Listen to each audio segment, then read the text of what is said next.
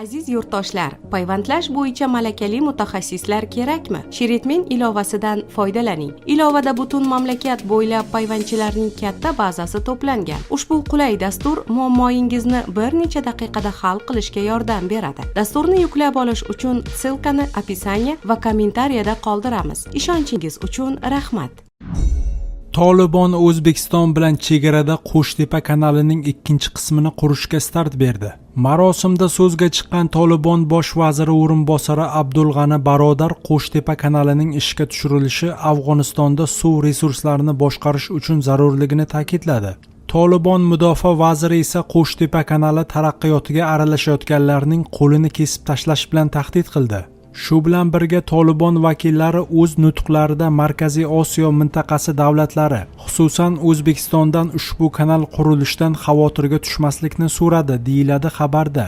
Qo'shtepaning birinchi uchastkasi uzunligi 108 km bo'lib, qurilish belgilangan muddatdan 8 oy oldin yakunlandi.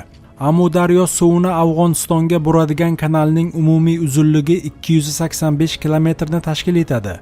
Ayni paytda Ma'no tadqiqot tashabbuslari markazi direktori Baxtiyor Ergashev Qo'shtepa ishga tushirilganidan so'ng Markaziy Osiyo mamlakatlari uchun suv taqchilligi yuzaga kelishi sababli keskinlik kuchayishidan xavotir bildirdi. U mintaqa davlatlari mamlakatlar aro muvofiqlashtiruvchi suv komissiyasi doirasida kelishilgan kvotalar bo'yicha suvni baham ko'rishini eslatdi. Biroq Amudaryo boshida bo'lgan Afg'oniston hech qanday kelishuvlar bilan tiyilmagan. Mamlakat qo'shni davlatlar bilan hisoblashmasdan suv olishi mumkin.